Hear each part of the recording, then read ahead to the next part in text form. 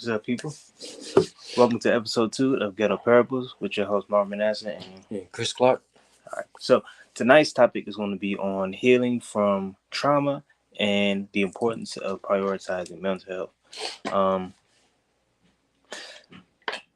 Basically, we have, we as a people have really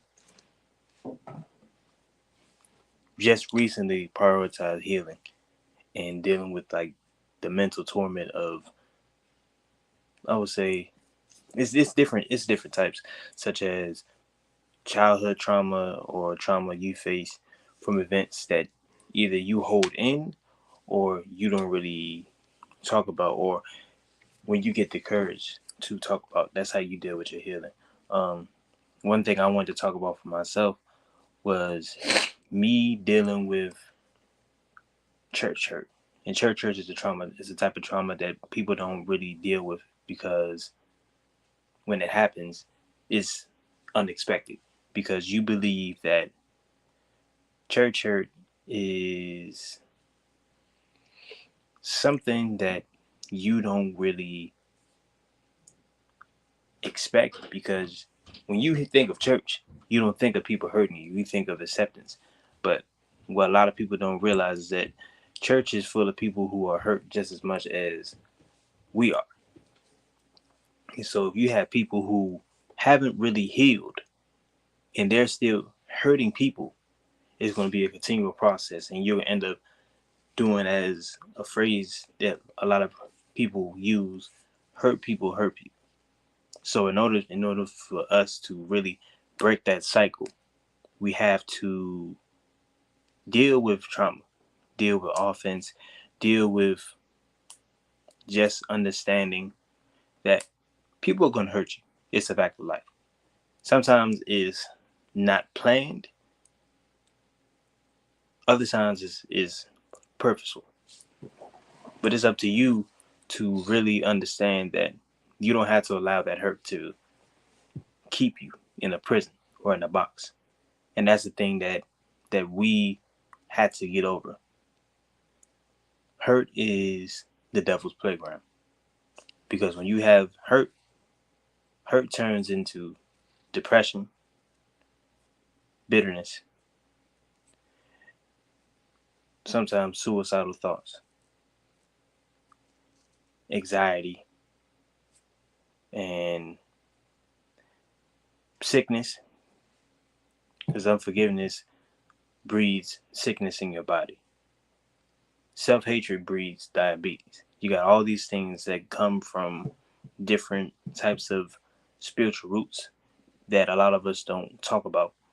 And a lot of people are dealing with diabetes that people have either been hurt or have been wounded in their childhood. And when they get older, because they haven't dealt with it, it really holds them captive. It holds their body captive.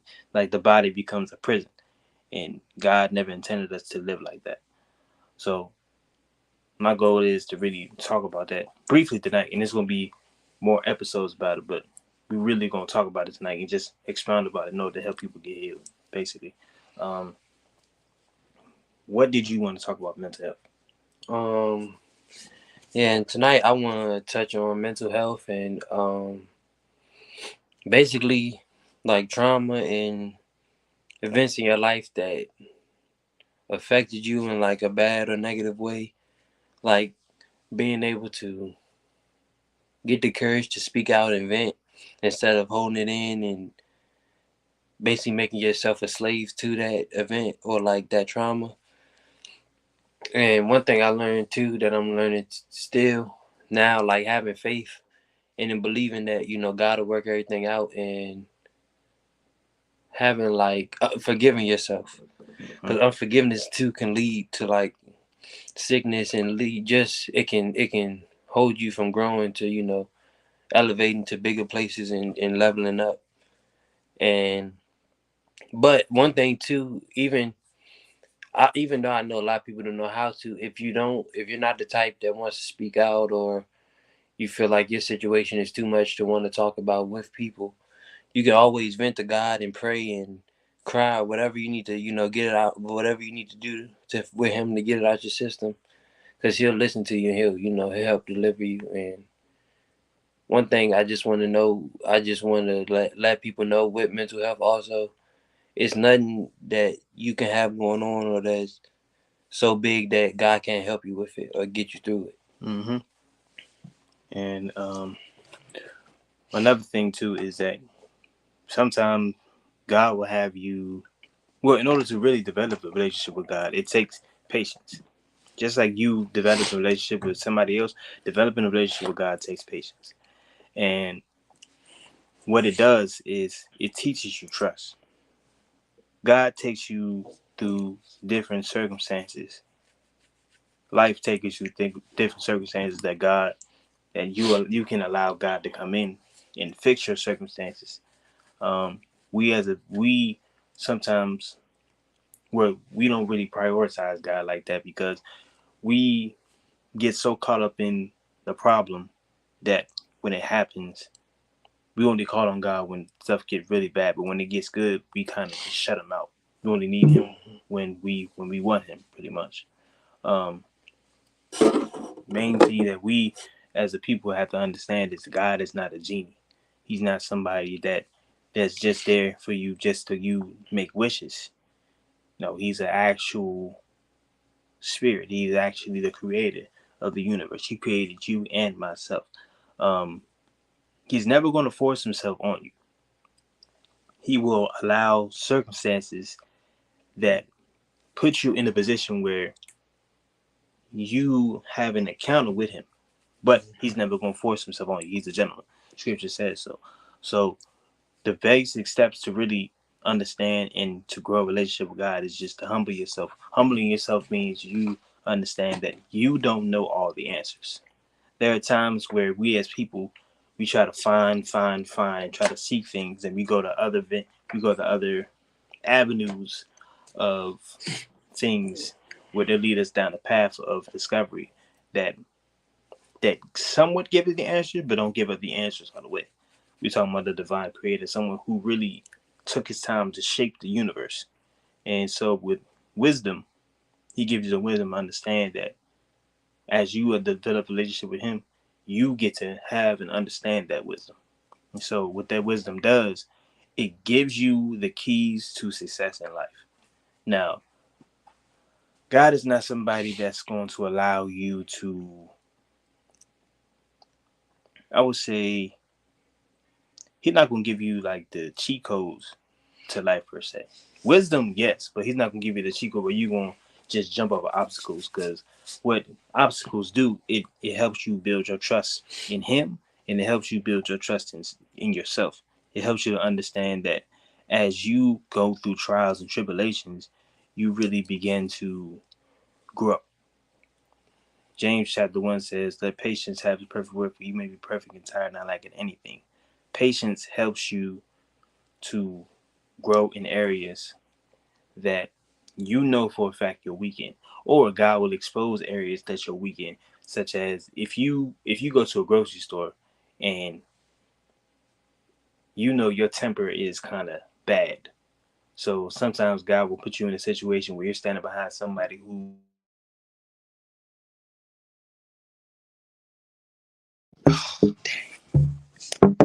it takes a while to really grow. I mean, well, it takes a while to really. I lost my train of thought. It takes them a while to get their stuff done, and you got some place to be. Thank you, Lord. You know you got some place to be. So it's like, bruh, why is this person taking so long? And sometimes we get so wrapped up in our temper flaring up. We like, and God is like, okay, so you see your temper flaring up, but are you learning the lesson of why you had this? I'm exposing your temper that if you want patience and you've been praying for patience, or that you want to grow in patience, you have to you have to get rid of your temper. You have to control your temper. Now, there's nothing wrong with you not having There's nothing wrong with you not having it's nothing wrong with anger, but if anger gets you to a point where you can't freely like control your Or you actions, want to kill somebody. yeah, where you can't control your actions and you can't really think, you can't process, that's the issue. You should never allow your emotions to get you to the point in which you're not able to like freely think for yourself. Like it's almost something that's in control of you. You gotta have God doesn't give you like that type of spirit or mentality where it's like you become like the Incredible Hulk where you can't really think and you just want to destroy. No, he gives you power, love, and a sound mind. Matter of fact, go ahead. Yeah, and piggyback off that, basically, because I've been in situations. Not to really say too much to keep it simple, but I've been in situations where I've been in situations where like real life situations where some probably um was done to me, or like some like, not to say too much, but like a crazy situation, and it made me, it formed me into a person that, like, I basically kind of like brought out the monster that was in me, basically, like, me acting in ways I shouldn't, or me doing things I didn't even know I can, because you know to keep it and I'll keep it 100, because like nowadays in this generation, to get that go, or for people to act crazy, normally they'll be fueled by like an alcohol spirit or a drug. Mm-hmm. Me, if my anger gets like enough, when I'm mad enough, or I can see it in my head, then I'll just act off of it. But I'm at the point in life now, I realize, like, I see the bigger picture, like, and I realize how far self control can go, and how much different something ends once that self control leaves. Like the situation you can be put in once you do something because you don't have the self control, and then the consequences and the results that come with that situation after it's done. So now I try my best to, like, when I feel myself getting like that, I try to distance myself and pray, so I can have that self control before putting myself in a position where something can go wrong, or to put myself in the box again. Yes. And there's one thing, God, He doesn't put you in a situation where where your temptation is too much for you to bear. Like it's important that you understand that God is not somebody that's eager to torment you. He's not like that. That's not God at all. That's the enemy. He doesn't torment you. What he does, though, however, is he allows you to be put in situations where your character gets tested It's in order tested. for you Yeah. to grow. Yeah. Not so for you to be discouraged or to punish you. It's more so just okay. You're good on all these other parts, but this little thing right here, if it's left alone, like if it's a like say for example, like it's you're building a wall, you're building a brick wall, and a piece is missing, and that piece, even though it seems small, is fundamental. And with that piece missing, sooner or later, it's gonna crack. And when that crack happens, it's gonna get bigger and bigger and bigger until it destroys. So what I'm saying is that as you grow and as God exposes more of your weaknesses in order to help you better and to better refine your character, He'll allow you to go through a process of you being screened because what He wants for you is better than what you want for yourself. He gives you desires. He gives you no desires to begin with. Now, our desires come from Him, and not all human desires are good desires. So you have to really have the key word is discernment on whether or not that's you, that's God, or that's the enemy. Um, God isn't the type of person that's literally going to keep you stagnant. No, He wants you to grow. And so what he does is, if you know for a fact he gave you a dream, what he does is he processes you first in order for you to be able to handle your dream. Because if he gives you, let's say for example, he gives you a business idea and you know this business idea is going to give you a whole bunch of money. But if your character right now is not able to handle money right now, and if you got that money and you know for a fact if you got it right now, you wouldn't be able to handle it, he's going to process your character in order for you to handle it. Like if you won the lottery like tomorrow, and because you never had that much money before, and because you never had really the leadership in order to really know how to move with that type of money, you gonna spend it. If we see a lot of people, we see a lot of athletes like don't really have the wisdom and the guidance in order to really move with their money in that type of way, and so they end up broke later on in life, or don't really invest because they don't have the guidance and the wisdom in order to rule properly. Um, it's important that you trust God in the process and that you develop a relationship with you. But one thing too, is that God is never gonna force you to do nothing. And just like he does, he's gonna suggest you, he's gonna come to you, he's gonna give you an opportunity. He's not gonna force you to do nothing. So if you take his offer up on the opportunity, cool. If you don't, it is what it is. But that's you're on your own when you do it. But I mean, he'll still present you opportunity because he's a loving father. He gives you mercy. But at the end of the day, if you choose not to do something, he's not gonna force you to do it. He's gonna allow you to try to do it yourself. But at the same time, at the end of the day, if you get in a situation where you know you had no business doing it, and you get warned, like, okay, cool it, because everybody has that voice where it's like, okay, cool back, don't do this. This is foolishness. And if you don't heed and you bump your head, but because you didn't bump your head, you didn't get wisdom. Now you're in a situation where it's detriment to your growth. Um, what else you want to talk about for mental health? Mental health, not mental health. Um, really to also piggyback off last podcast, I guess for mental health, what I really can say,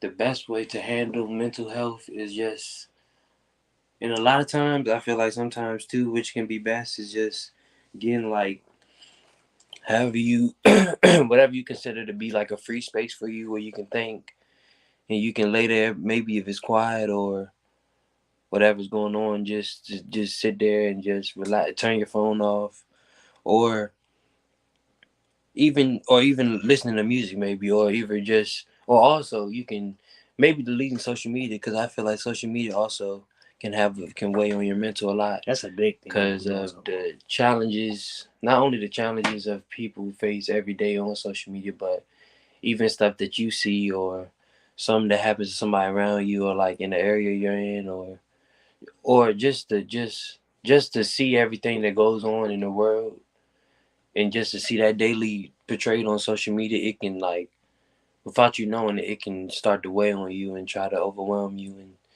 try to like, it could try to linger towards you and interrupt your thinking and how you live your lifestyle. Mm-hmm. So it's I feel like you should really only have social media. I mean, not only if you're doing something good and you trying to push it out there and you feel like you led to, but you also have to be very strong minded too to be on social media. I feel like. Yeah, definitely. Especially if you're the type of person who's not easily influenced. If you're easily influenced, social media is not for you because you gotta have a strong will in order to not try to follow everybody else. Because not everybody else is there. A lot of you see a lot of our generation now where people who are my age, and I'm older than my brother, we 10 years apart, but you see people my age and his age where they get so caught up in trying to follow rappers and really Mm, trying to really just live something they not. And I was guilty of it too. We both was guilty of it too. It's just like you try to fit in so much where you lose yourself. And if you don't know who you are, at the end of the day, you don't know what your purpose is. It's not social media is not something that you should be focused on. It's more so you should be focused on you discovering you, because right now you're a blank slate, and you don't want to be imprinted with so much nonsense that you become that, and then